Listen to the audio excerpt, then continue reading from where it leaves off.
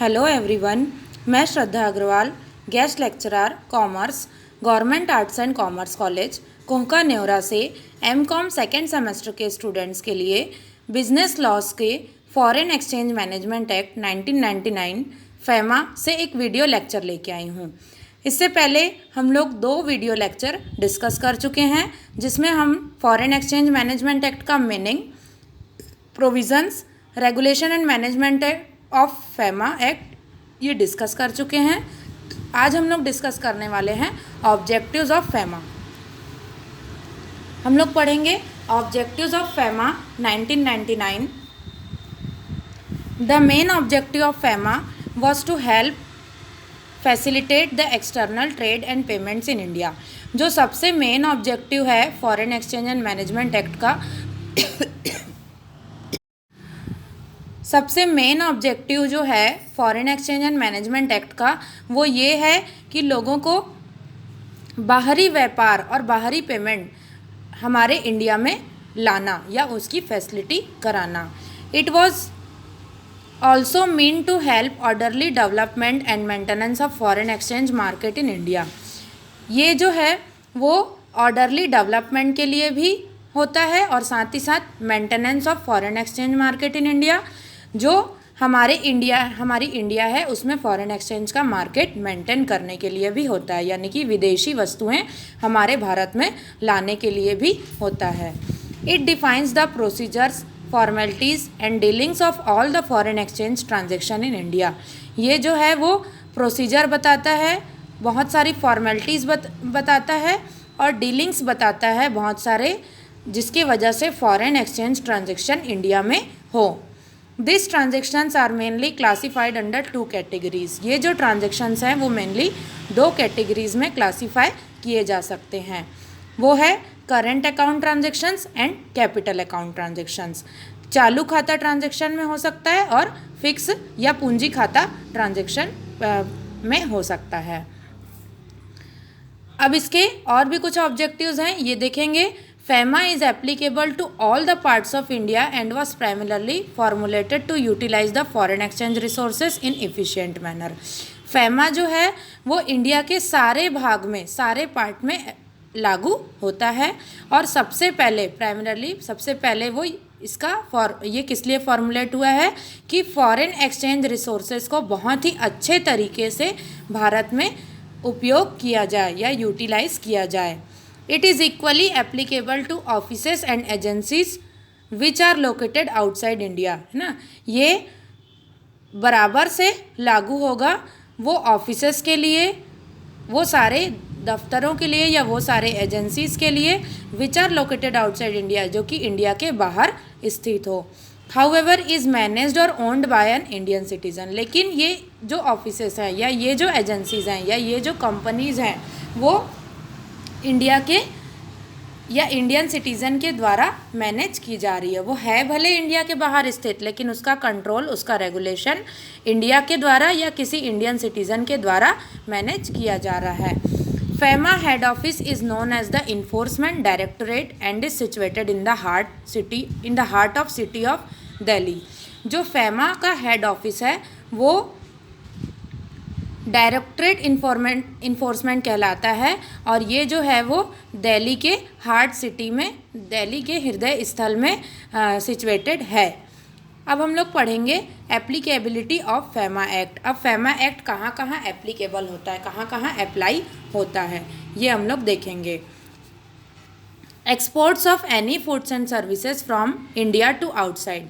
FEMA कहाँ apply होता है? सबसे पहले कोई सा भी भोजन है या कोई सा भी आइटम्स है, आई थिंक यहाँ पे गुड्स एंड सर्विसेज आना चाहिए। Export of any goods and services, कोई से भी सामान और सेवाएं हैं जो कि इंडिया से बाहर जाने का हो। Foreign currency that any currency other than Indian currency, या फिर कोई फॉरेन करेंसी हो या फिर कोई दूसरी करेंसी हो जो इंडिया की करेंसी से अलग हो। फिर हमको देखना है और कहाँ कहाँ पर एप्लीकेबल है। सेकंड है फॉरेन एक्सचेंज। फॉरेन एक्सचेंज आप सभी जानते हैं कि अलग अलग कंट्रीज़ के नोट्स अलग अलग होते हैं। डॉलर, पौंडल, यूरो, ये सभी जो होते हैं ये फॉरेन एक्सचेंज कहलाते हैं। फॉरेन सिक्योरिटी, विदेशी बंधक, जो कि किसी प्रकार का ऐसा कोई बंधक है जो हम अपने यहाँ न लेकर के कहीं और हम लोग उसको अप्लाई कर रहे हैं, वो हो गया फॉरेन सिक्योरिटी। आगे और पढ़ेंगे। Imports of goods and services from outside India to India. अब यहाँ पर आयात के बारे में भी बोल रहा है। बहुत सारे जो गुड्स हैं और बहुत सारी जो सेवाएं हैं वो इंडिया के बाहर से इंडिया में आए। Securities as defined in the public डेब्ट एक्ट 1994 ना, ऐसी सिक्योरिटीज़ या ऐसे बंधक जो कि पब्लिक डेब्ट एक्ट 1994 के अंतर्गत डिफाइन किए जा रहे हैं।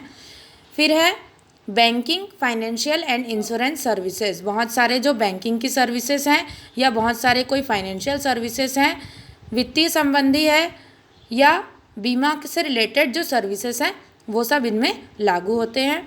Sale, purchase and exchange of any kind, किसी प्रकार की बिक्री, किसी प्रकार की खरीदी या किसी प्रकार का कोई सा भी चीज़, एनी काइंड। काइंड यहाँ पर मीन्स, काइंड मीन्स यहाँ पे कैश है, किसी प्रकार का काइंड यहाँ पर जो एक्सचेंज करना है, यानी कि दैट इज़ ट्रांसफ़र, जो कि ट्रांसफ़र करना है, एक जगह से दूसरे जगह लेकर जाना है।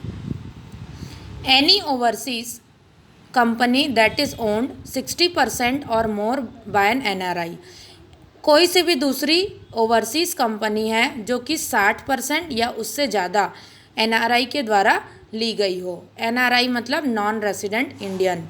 Any citizen of India residing in the country और आउटसाइड NRI, कोई भी दूसरे सिटीज़न इंडिया के जो कि कंट्री में रह रहे हों या कंट्री के बाहर रह रहे हों, या कोई बाहरी NRI है, जो बाहर से NRI है आया है, नॉन रेसिडेंट इंडियन आया है वो।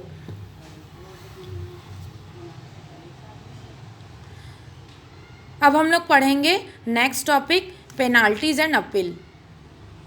पेनाल्टीज़ एंड अपील ये बहुत सारे सेक्शन में दिया हुआ है, सेक्शन 13 to 35। ये वाला टॉपिक हम लोग नेक्स्ट वीडियो लेक्चर में डिस्कस करेंगे।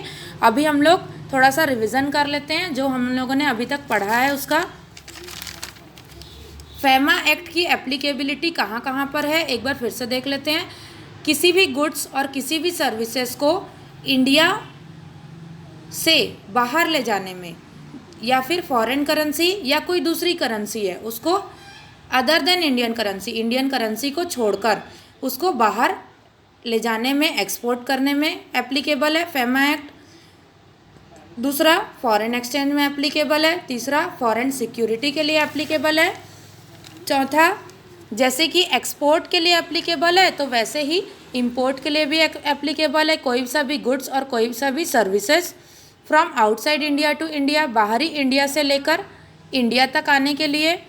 Securities as defined in the public डेब्ट एक्ट 1994, ऐसा कोई सिक्योरिटीज़ जो पब्लिक डेब्ट एक्ट 1994 के अंतर्गत डिफाइन किया गया हो। बैंकिंग, फाइनेंशियल और इंश्योरेंस सर्विसेज, बहुत सारी जो वित्तीय संबंधी सेवाएं हैं, बैंकिंग है और बहुत सारी जो बीमा की सेवाएं हैं वो सारा कुछ। Sale, purchase and exchange of any kind, किसी प्रकार का बिक्री, खरीदी या एक्सचेंज किया जाए किसी काइंड का, that is transfer. Any overseas company, कोई सा भी दूसरा कंपनी हो जो कि खुद का हो, 60% खुद का हो या उससे ज़्यादा हो, by an NRI non resident Indian के द्वारा हो, या कोई सा भी इंडिया के सिटीज़न जो कि इंडिया में या उसके बाहर रह रहे हों, वो सारा कुछ इसमें लागू होगा। तो आज हमने पढ़ा है ऑब्जेक्टिव्स ऑफ फेमा, फेमा के क्या क्या ऑब्जेक्टिव्स हैं और एप्लीकेबिलिटी की, फेमा कहाँ कहाँ पर अप्लाई होता है।